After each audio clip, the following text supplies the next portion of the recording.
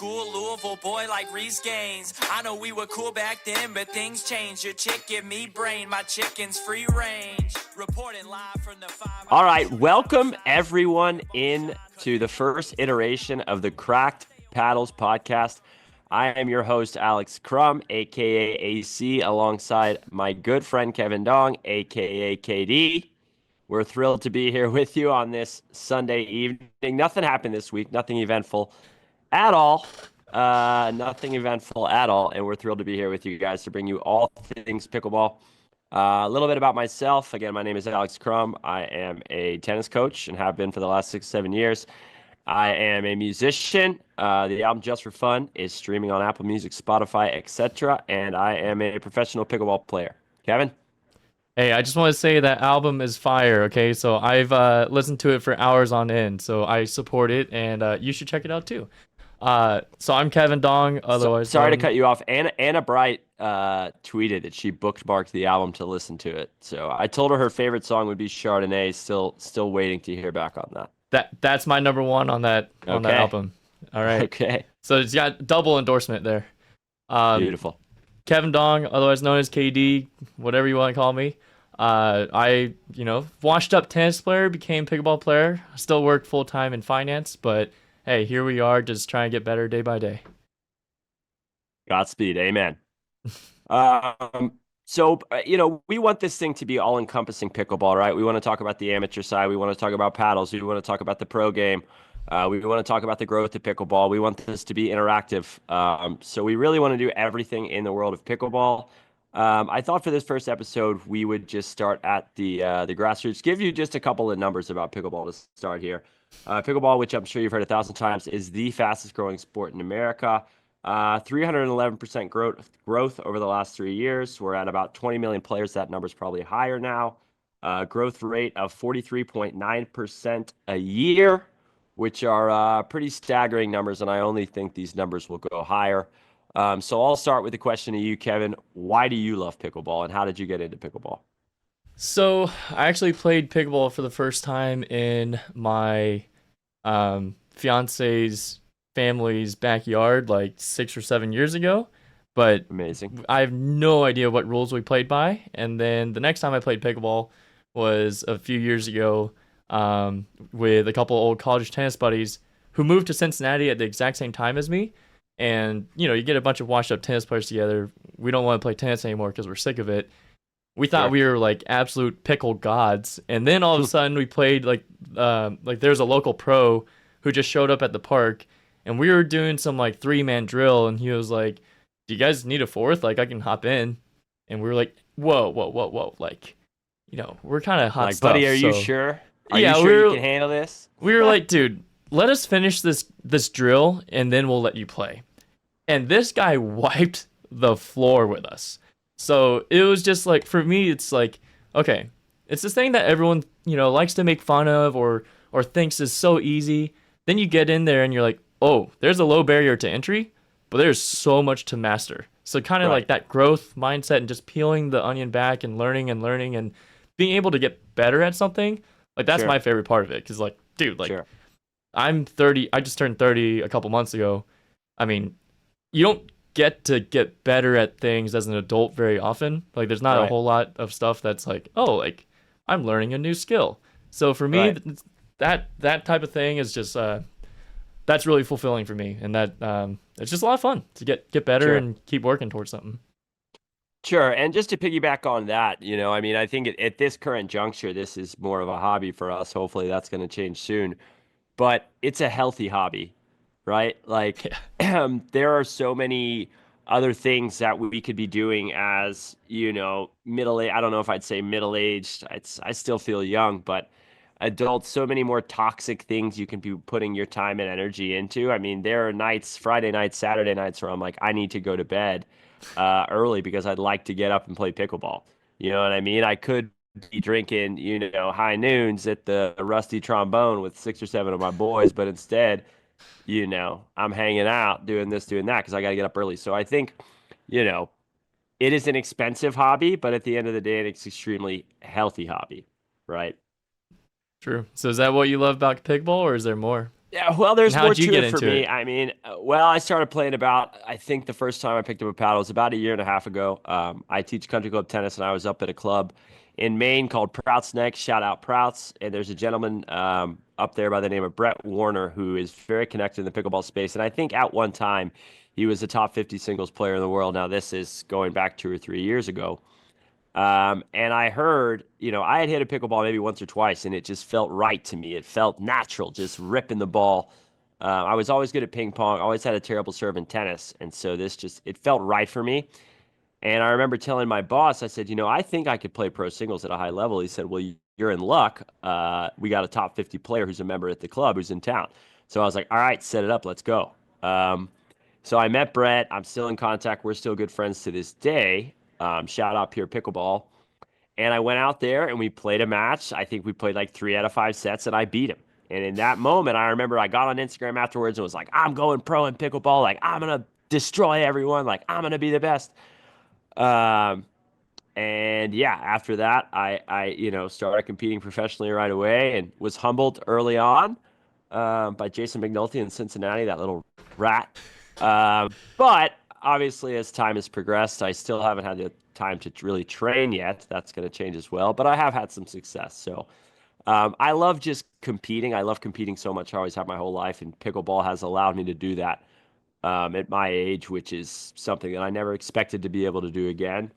I also do love the community aspect of it. I mean, I have met so many friends over the course of the last year and a half through pickleball, people that I'm talking to constantly throughout the day.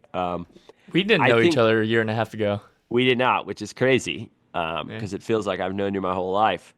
But I think as you get older, maybe you lose touch with friends or things like that because you just don't have as much in common. You may check in here and there and again, but I think as you get older, the people that you interact with the most are the people that you have similar interests. And so, I know you and I talk almost every day, every other day, and I could say the same for so many other people in pickle. And I think that's really special, you know? It's hard once you got the pickleball bug, it's hard not to have something to talk about. No, yeah, there's endless things to talk about in the pickleball world. And I love a good AC rant, so I know you do. I'm always Well, open ears for you. that's what this podcast is for, Brother Bear. Yeah, letting the world experience these AC rants.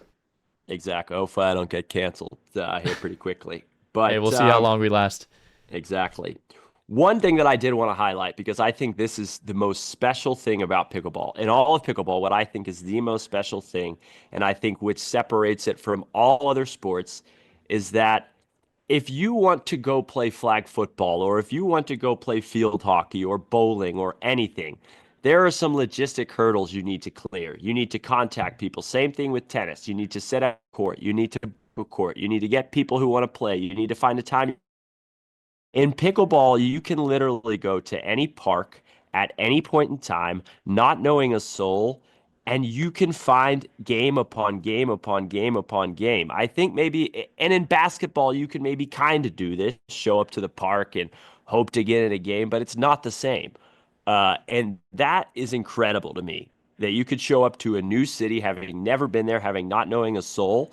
And if you want to go and play pickleball rec games, you can go and do it for hours and hours and hours on end. So to me, that is what makes pickleball so special. Dude, yeah. It's Because in what I other feel sport can you do that? You can't. There's nothing Yeah. that's the equivalent. You can't show up to a tennis court and be like, hey guys, want to play? They're going to be like, nah, you suck. Yeah, if you didn't show up with them, you're not playing with them for tennis. But Right. pickleball is, yeah, to your point, it's just so welcoming and just like, yeah, it's just so welcoming and just generous with the environment and stuff. So I feel like generally speaking, if you go to a public park, the people there are gonna want to let you play. 100%. You can always find action. I do have a question for you, Kevin. How do Sure. you feel about tennis players poo-pooing pickleball, saying it's easy, saying it's stupid, all those things? How do you feel about that? Because I have an opinion, but I'll I go ahead mean, and let you speak. how I feel about it is, okay. First off, if you think it's that easy, go and play, and don't just play against like the beginners. Play against the people that are actually good at like. not actually good at that. I don't want to take anything away from beginners and intermediate players, but play against the other people that have a decade of racket experience. Because tennis players have a whole lifetime of racket sports background. Pickleball is so new that yeah, if someone hasn't played a racket sport in the past, they're behind. But if you play other people with those racket sports backgrounds, it's going to be way harder. And that's where it's like, oh, okay, there's more layers. You can see the beginners. If you watch beginners play tennis, it's embarrassing too. It's even worse than watching it's way beginner worse. pickleball players. Yeah, I talk about it all the time. If you've never played tennis, you try to go out there. Like, I mean, that's what I do for a living, brother. It's painful. Can't keep a ball within 15 feet of the baseline. Better Right. yet, make contact. So, right.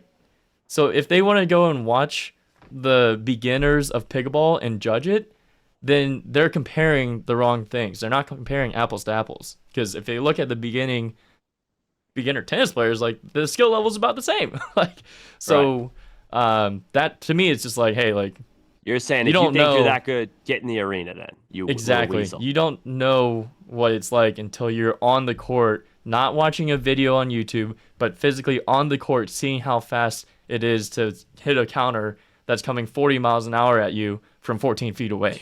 Like, My counters that's are different. absolute trash, my boy. You know that. Nothing I like least. Yeah, I agree completely with you. My thing is this, okay? If you are a tennis player who is not accomplished and you're a decent tennis player, but you've never done anything legitimate on a tennis court, then I will not hear it from you. If you can't win a point on me in tennis, right? If you can't have a 10-shot rally, I don't want to hear you talk about how pickleball is easy and stupid, right? Now, if you're a stud from Northwestern and you're just like, pickleball's dumb, like I'm a tennis playing machine, then okay, you're fine to have your take, in my opinion. But that's sort of my metric. It's like, if I can bagel you in tennis, then you're not allowed to tell me pickleball is lame. You know what I mean? That's sort So of where I stand. for on people that aren't aware of your tennis abilities, like what level is that? Basically, if you're a D1 collegiate player and above? Yeah, or... yeah. If you're a D1 collegiate player and above, Okay. right? I think I'm probably better now at tennis than I was back then, honestly, because I have a racket in my hand 9 hours a day. But yes, if you're like a Division 1 level player of tennis and you want to say pickleball's stupid, tennis is harder, like, all right, I'll give you that. You can have that take.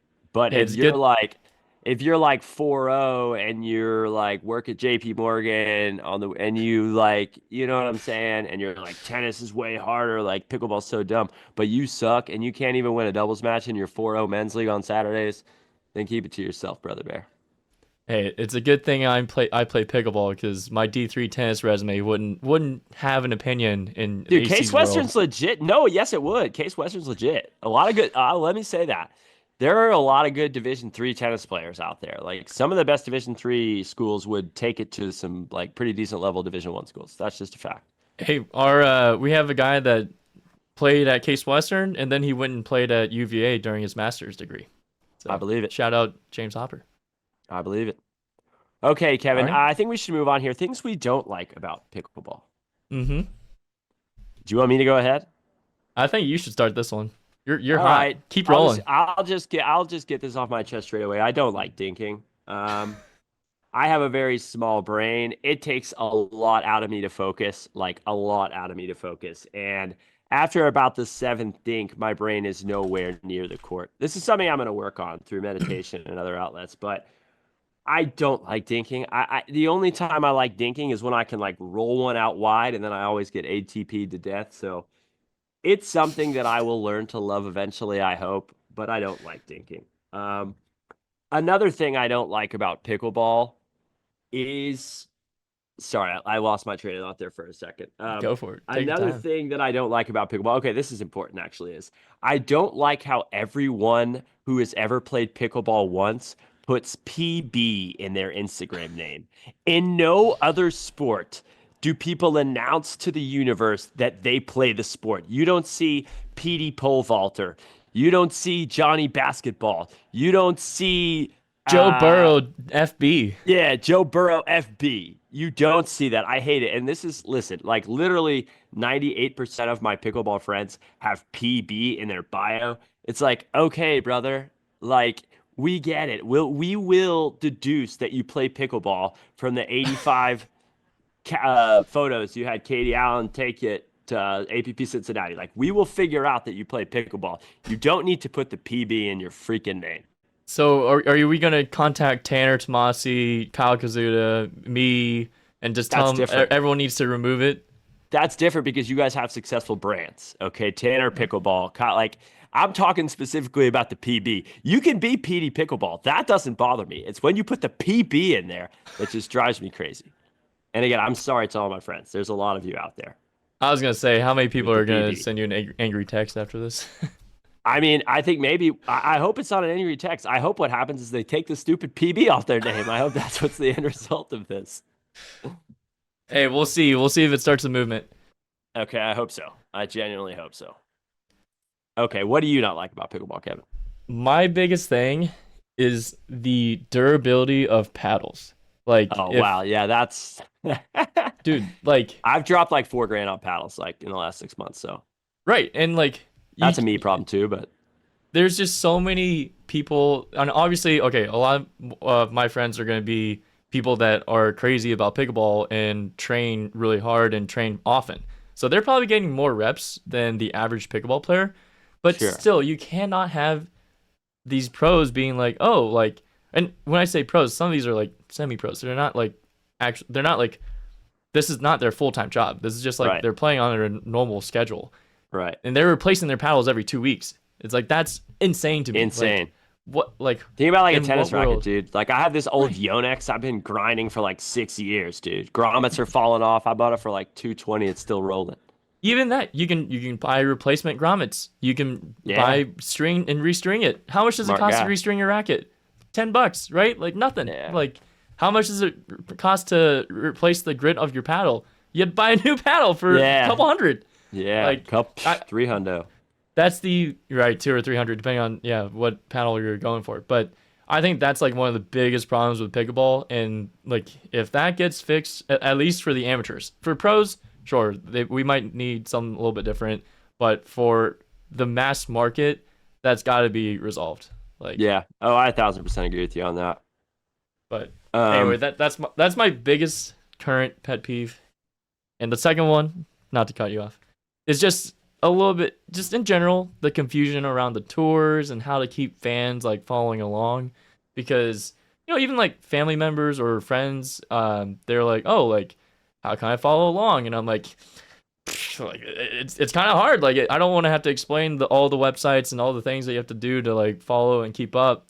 And I know they don't really know anything about pickleball, so it's like it's kind of a process. And I don't know. It's like, hey, we'll just tell you how it goes after. Yeah. We're not going to talk about this match, but I definitely had like, I don't know, upwards of 20 some odd people being like, if I'm paying $5 for pickleball TV, you better not go out there and lose old Federico. So anyway, thankfully Hey. they got a good return on their investment there. But A little teaser for episode 2. But anyway, no, I agree. It is tough to follow along. There's so many different apps and this and that. It can be hard to follow. Hey, speaking of following pro tournaments, should we look at a pro point analysis next? Unfortunately, it's this time of the podcast now, Kevin. I think we should do the point analysis. All right. So this point is from a co-host versus co-host showdown at the recent APP Cincinnati Open. Now, let me just preface this by saying I had a bit of a family emergency the night before. My mother's fine now. No, I'm not making excuses here. Listen, I have a lot to learn in the realm of doubles, and one thing that I'm going to say here is that when you're playing doubles and when you're playing on the left side, you need to be aggressive. That's all I'm going to say. Okay, Kevin, you can take away from there, and you can show the clip. All right, we got 2 points here and one big lesson. All right, AC may have hinted at it, but here we go. Poor Jack Foster. Guy's got a bad ankle and he hasn't played doubles before. Looks good. Yep. Looks good. Out of the air. Oh, off the toe. That's a dink body bag, which I had not seen basically ever. The only other time I've seen that is actually against AC in some rec games. And the only other time, man, it's not too hard to get me on the toe. I gotta Right. tell you this. Yeah, that toe is extremely vulnerable, especially with those neon red shoes. Right. And before we go into a little bit more discussion, let's show clip number 2. This one's worse.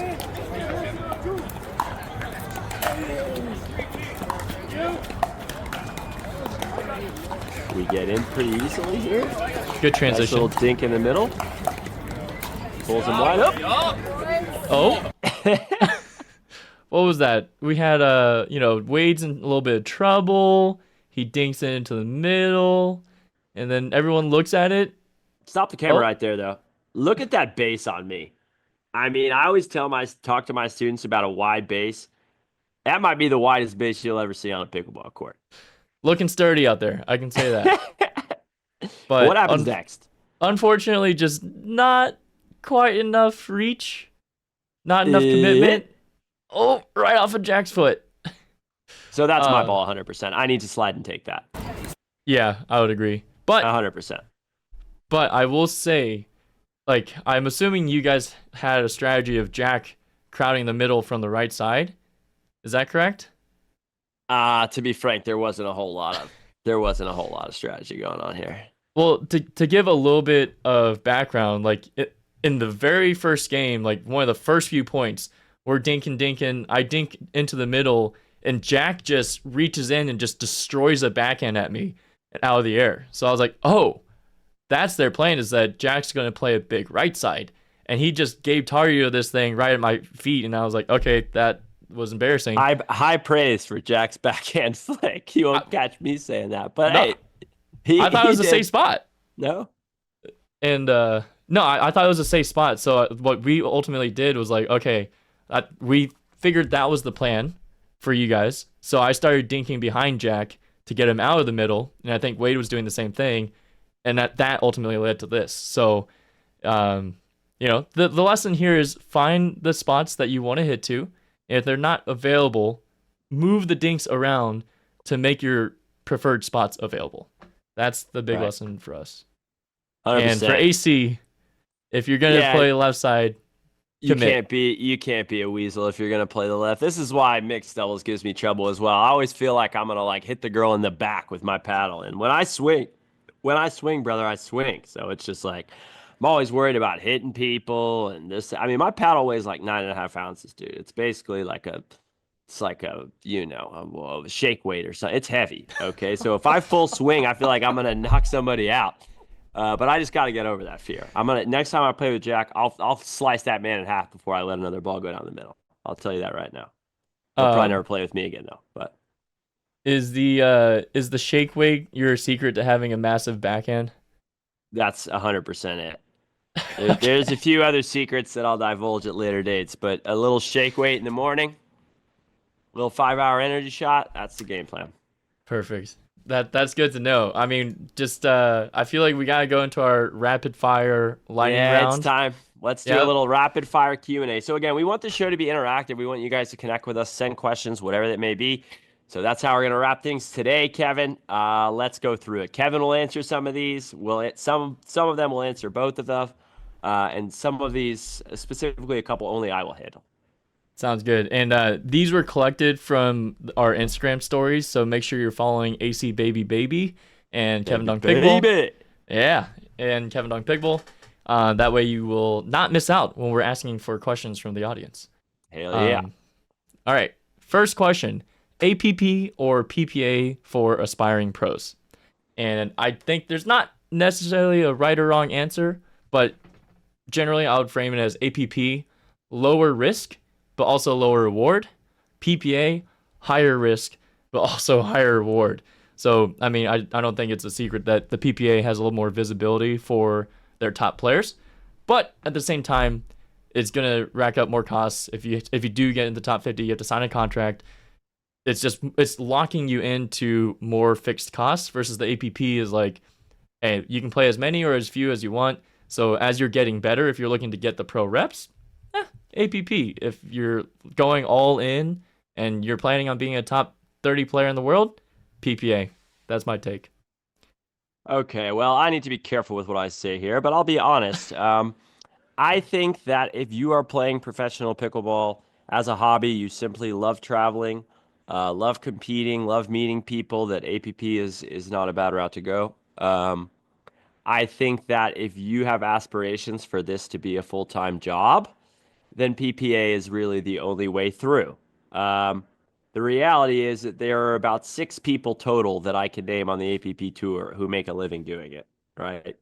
You have Will Howes, Jack Monroe, Chris Hayworth, Jill Braverman, Megan Fudge, maybe Sophia Sewing if she keeps winning every tournament. I mean, that's the end of the list, right? And there's obviously quite a few PPA players who are able to do this as a full-time job. So to piggyback off what you said, I think the visibility is just so much greater on the PPA tour, and that's what I'm going to say about that. So I think if you want to make it a job, it has to be PPA. Sure. Uh, I'd be a little curious how accurate that list was, but maybe that's like the people that are strictly off of like playing pro events. Yeah. I mean, okay, yeah. Tanner Pickleball makes money because he has his YouTube channel. Right. There's like other avenues for certain people to like get the Okay, aggregate. Tanner Pickleball, Kyle Kazuda. Okay. We don't have to Who go down the full else? list. All Who right. else? Okay, Next we question. can. Next All question. right. Are the price of pickleball tournaments getting out of hand? My personal take on this, I recently had friends that played, some of the amateur tournaments and stuff on the pro tours, like the pro events. Basically, the pro tour is holding the amateur events as well, right? Alongside the pros. English is hard. Sorry. Um, Basically, I think if people are going to charge a premium for the tournament experience for amateurs, they have to give the premium experience to amateurs as well. So, Sure. not saying that there's a mismatch in specific instances, but I've heard examples both praising and criticizing the amateur experience. So, I think tournament by tournament, it's kind of up to the people running the show to make sure that players, both amateur and pros, are taken care of. If that's the case, then I don't think the prices are out of hand. If Right. if that's not the case, which is probably more common than you think, probably not Sure. always worth it for the amateur. Okay. Yeah, I mean, I'll say this, right? Like, I do think it's expensive, but I also think it's supply and demand, right? Mm. If we want to see pro pickleball succeed, which I think we both do, then any tour, all of these tours need to generate revenue, and the fact is, entry fees are a good way for them to generate revenue. So, you know what? We live in America, supply and demand. That's the way it goes. So I don't necessarily. I think it's expensive, yes, but it's like anything else, you know. It's So, fair. Yeah, clearly, yeah, that's fair. all right, moving on. What do Moving we on. got? What was the paddle you liked the least that most people loved? Let me just go straight into it. The Yolas, the new Yolas, the Pro Force. Like Oh, no shade, no shade to Yola, okay? And I'll tell, but this is like a me specific thing, right? Like I think they're good paddles. I think they're powerful. I think this, that, and the third. But like the Yolas that you buy off the rack at Dick's Sporting Goods are not the same Yolas the pros receive. They have no grit. I mean, they just have no grit. There's zero grit on these paddles. And so if you're a tennis player, especially, and you're taking big loopy backswings, you simply cannot shape the ball. I kid you not, I missed 17 returns in qualifiers on Monday, 17 returns in my final match, and the next day I beat Fed. So with not the Yola. And I can tell you that I would not have beaten him with the Yola that I bought at Dick's Sporting Goods. Bought 2 of them actually. So that's what I'd say. Like I don't love the Yola paddles. I just don't. but Hot that's take. to your point. That's That's specific because to that's your because of the way game. that Yeah. I swing and the way that I play. So again, like no shade to Yola, they make $1 trillion anyway. They don't need my endorsement. Uh, anyway, what about you? Yeah. Well, just to expand on that, like you're not using the dwell time as much as you're trying to use the surface grid. So like you're Correct. not plowing through as much as you are brushing. So it's Right. like not exactly the same skill and asset. Right. If But you have a short backswing, those pedals are great. yeah. Anyway, I don't. guys, Yola makes great paddles, but my paddle that I also didn't like was the mod, and it goes back to what I said earlier about paddle degradation. Like I was like, oh, should I play with a mod? Well, if it's gonna change drastically in a span of 3 days, how can I, rely on that in a tournament? it made it really Sure. hard for me to make that decision. So I kind of just stayed away from it, even though obviously it came with a lot of benefits. I mean, it was a great paddle, but for me, that insecurity or uncertainty about how the paddle was going to perform on that given day, that kind of steered me away from that. But hey, now I use the YOLO 4s because I love them, and the dwell time's insane. So the way that I've changed my pickleball stroke, I'm going through the ball and it's getting that dwell time and spin. So, I mean, good job to YOLO on that. Well All time. right. Next one. Dwell time. All right, go ahead. From Insane Lane. Insane Lane wants to know who's top and who's bottom. Who's top and who's bottom between you and I? I think it just depends on the day, to be honest with you. Like Singles or doubles? Yeah, no, I mean, if I've had a long day, if I've been out in the sun all day long, it's late at night, I've been active, then I'll be the bottom. I think if I wake up, I'm supercharged, maybe I had a big win that day, then I'll be the top. That's my answer. Kevin, you don't have to say anything. Moving on. For AC, which was a tougher singles match? Federico Staxrud or playing against KD? Federico. Moving on. All right, fair. AC, what's the thoughts on the lifetime ball? I actually did a video for the VP of Lifetime Marketing today. I love the ball. Obviously, I like a harder, faster ball in general because of the way that I play, but I'll say what I said in the video. It moves through the air very well. The bounce is true. The ball does not go out around. And everybody and their brother has been, me included on this, has been crying because half the PPA tournaments and APP tournaments this year have been in horribly windy conditions. Everyone's been crying about the wind. This ball cuts through the air better and is therefore more playable in the wind. So I actually love the lifetime ball. That kind of makes me want to try it out.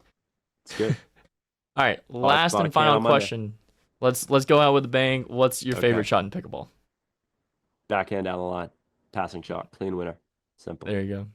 I'm going to say Ernie, backhand, extreme angle, Ernie, cross court into the fence. I've never Ernied in my life. We'll get you there this summer. All right, I did once, and it was like, I mean, I think I hit like a marshmallow. Like, I just thought it was so sick that I jumped out of the line and hit the ball, and somebody just smashed it down the middle, but I still felt cool about it. Hey, you're an athlete. You'll get there. Thanks, KD. All right, well, I think we should probably wrap up. I feel like we touched on a lot of topics in this first episode again. We're going to be doing these every Sunday. We're going to have an episode a week. Try to keep it relatively short. Next week, we're going to talk about my run in Atlanta, as well as some other things that are percolating on the surface here now. But we just wanted to welcome you into our world. We're here to help, here to have conversations with you. We love pickleball. We know you do too. And so we're just happy you're here. Anything else, Kevin? Nope. Wrapped it up great. All right, like, subscribe, comment, tell your aunts, hit me up. All right, see you in the next That's all one. I got. See you next time, guys. Ciao. So that's not a little bored. That sucks. Life's tough. Last thing I need is more stuff. It's true. I need a little more time with you and more rose with